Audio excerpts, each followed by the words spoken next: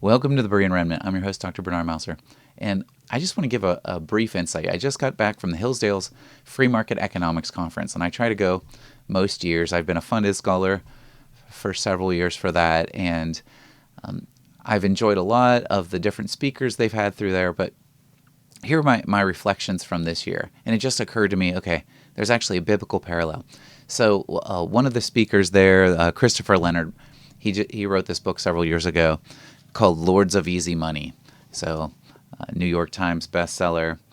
And it's got some really good insights in there. But what you find is the Federal Reserve and their quantitative easing that they did after the big financial crisis that happened in the mid-2000s, 2007, 2008, the way the Federal Reserve operated there is they released a lot more money into the economy. And then he explains with the whole COVID debacle, one of the things they did is they printed basically the equivalent of 300 years of money, and they injected that into the U.S. economy. And what this did is, of course, when you print twice as much money as actually is in the economy today, what you have is doubling the prices of everything, inflation. And what it occurred to me is this is actually a violation of the Ten Commandments, at least one of them. So God commands us not to steal, right? Why? Because stealing is wrong. You're taking from somebody the value of what they have, and you're giving it to somebody else. When the Fed prints money, they devalue the money that's in your wallet, in your bank. How do they do that? Well, if they've printed twice as much money, the value of what your dollar can buy is reduced. So whereas my dollar used to be able to buy several items off the menu of McDonald's, the dollar menu has gone away. There's very little you could get for $1 today. So my children will lament the price of some of their toys going up and so forth. And they realize it's a result of government inflation. So this is one of the ways that they don't have to worry about robbing you to your face because you could defend yourself and your property. They could just print money to take the value of what you have. And so this is immoral. We can make the moral case against it.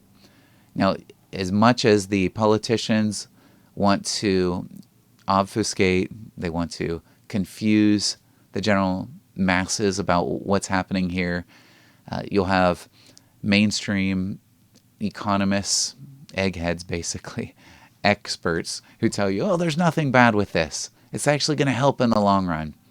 Realize they're blowing smoke. So it doesn't take a rocket surgeon to figure out what's wrong with this. It's just basic Econ 101. Even if you have a Nobel Prize in economics, you can be wrong about this. And so, in fact, there is a very dominant one in the media who's wrong about this. And if you follow any of the Austrian business cycle theory, if you're reading anything from the Mises Institute, you can learn a lot more about the destructionism that occurs with inflation. And this is one of the worst things you can do, hyperinflation.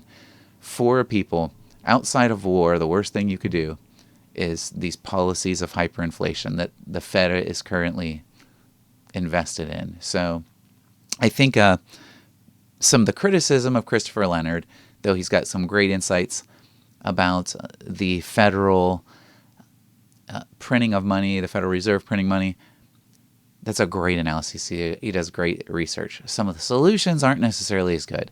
So when you're turning to the political solutions, these are the same guys who presented the problem in the first place. So I recommend it for an analysis of the history of the Fed and some of the problems that they're creating, not necessarily the recommendation for some of the solutions. That's where I would turn to the Mises Institute for some of the solutions. But I hope there's something here that encourages you. You ground this in understanding of Scripture. Okay, there's a biblical command against stealing. And this is something that inflation does. Maybe you have not realized that before. You haven't reflected that far, but this is actually something that we're all faced with currently. So we're going to have to deal with it one way or another. All right. Hope everybody has a great day.